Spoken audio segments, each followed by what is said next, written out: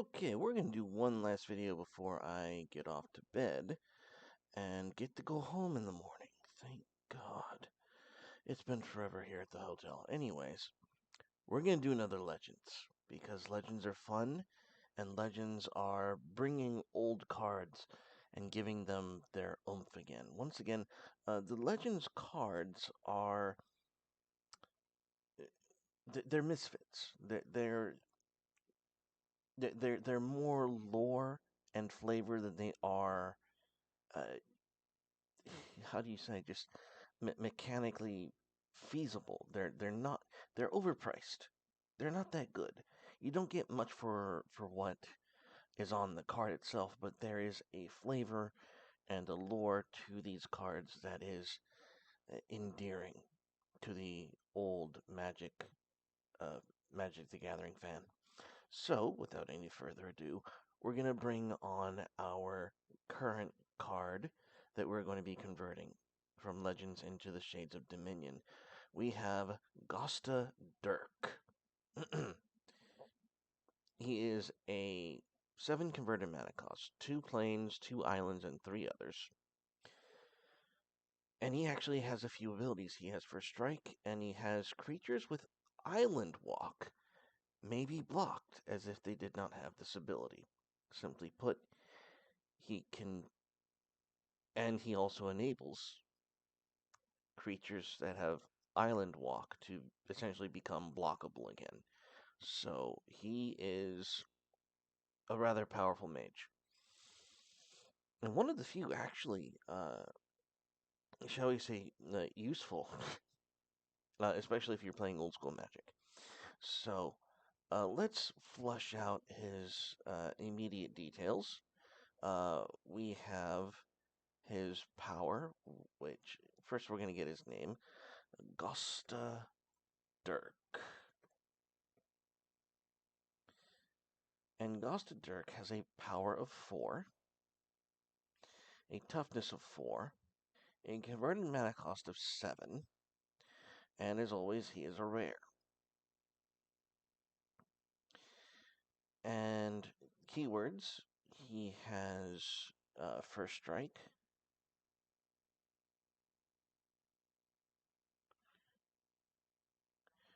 which means he's going to have the Shades of Dominion ability Initiative, which is essentially the same thing. You get the chance to attack first rather than second, and he has an added ability, um, this ability to halt creatures with Island Walk, which I like that. I like that a lot.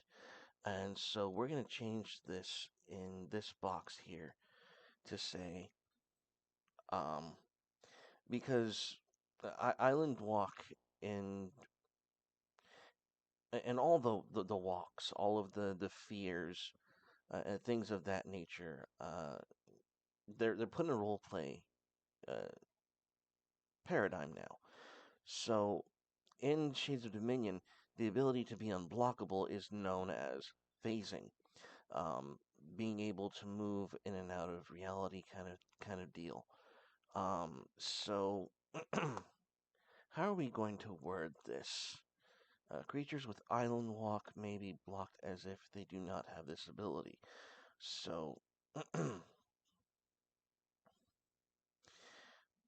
do how to word this ability? Because I really like it. This guy is epic. I like GOSTA DIRK. Um, and he looks so Chad too. Okay, so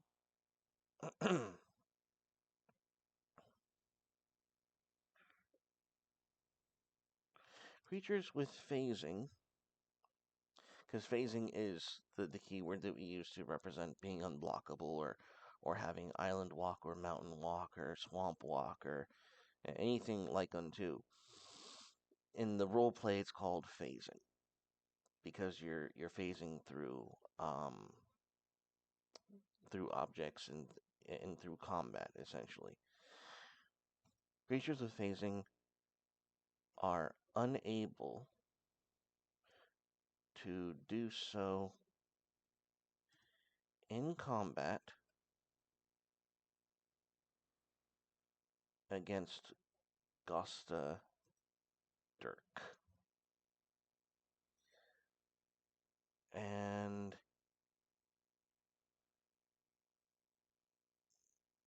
yeah, I think that's where we're going to leave that. Creatures phasing are unable to do so or to use phasing.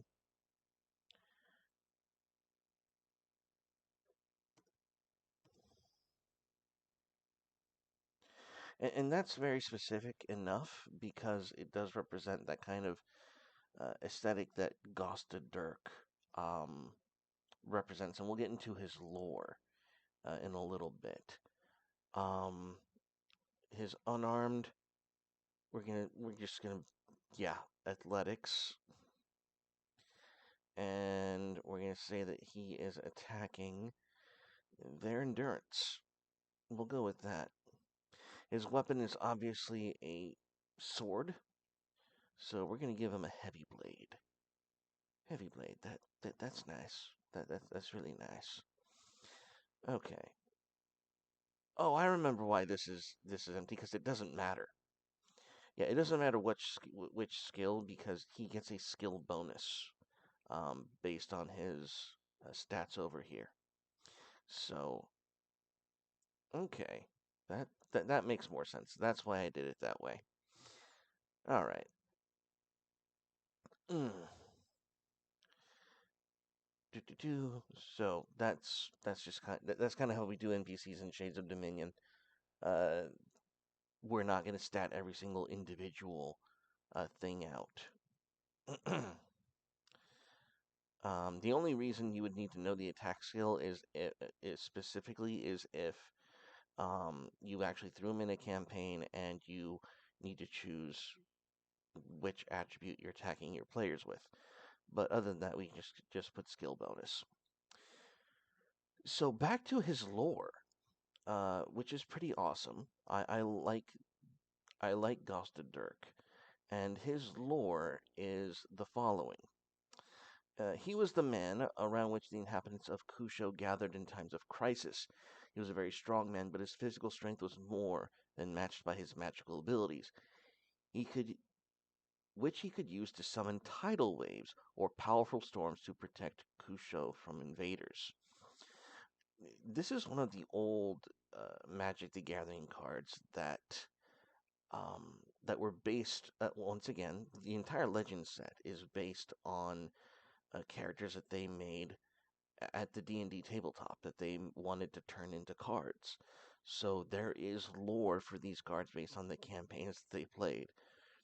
And some of that trickled down into Magic the Gathering. The very earliest bits of their lore was fantasy roleplay, which the Shades of Dominion is going to be returning to. And so you have this character. You have this character represented in this card, and they decided to bring him forth into a card format, and this is ultimately what they came up with. Um, he is someone who's able to. He is a mage who's able to command storms, to be able to summon tidal waves and things of that nature, which would make sense why things around him, things that are trying to phase in and out around his presence, have no ability, because it doesn't matter where you are or where you pop out of, the water will get you. And if you can control water, you can certainly control creatures with island walk. That would make sense. But again, this is island walk is going to be turned into phasing, and that's what's great about Shades of Dominion is you can totally have this flavor. You can totally have things like island walk as your phasing ability. It's just how you choose to describe the phasing ability. Uh, do you want to use your phasing as a um, kind of like splashing through effect, or do you just want it to be like a hologram? Um, think of other examples. If you want to, if you had Forest Walk, would it just, oh, I don't know, do like the Naruto thing where you just turn into substitution jutsu or some bullshit like that? That is something that is that the player can choose how to manifest these different keywords. That um, they're not intended, these descriptors, these mechanics. They're not intended to be a static one flavor fits all kind of deal. You can choose how you want them to manifest as a role play aspect. And so we have GOSTA DIRK. Now let's take a moment to truly understand what it is we're looking at here. GOSTA has a skill bonus of 21. He has four. He has 21 wounds. Just to put in perspective, a starting character has uh, usually a skill bonus. The highest is like between 9 and 15, and their wounds are like 5. And he has 7 protection points, which means in addition to his skill roll, he's getting it. As you see in the defense skill roll, it's always higher um, than the attack roll. That's because he's getting this that protection point bonus from his armor. The very tough character. I wouldn't, if I put GOSTA DIRK against my current party, I don't think they would win. And that's what I love about doing this. It is um these old cards that were useless, that didn't have any real utility, especially with the power creep in Magic the Gathering as a game, as a card game. Put Reintroducing them through Shades of Dominion really does give them some of their dignity back, and that's why I like doing this. That's why I love this system, and that's why I love this project. Is it gives cards like GOSTA DIRK a new home, and that's what we'll be doing in the future with other things we'll be doing on this channel, like the trivia game we'll be playing, where players get to compete to introduce new characters and new lore into the game from other fandoms. If you like Doctor Who and you want a Time Lord into the game, and you're the champion of uh, an episode of Throwing Shade, we'll get to throw that in. So, GOSTA DIRK, everyone, a true badass that I would not envy the beginning Shade Mage who got to cross swords with GOSTA DIRK. Anyways, as always, have fun and throw some shade, everyone. Bye bye.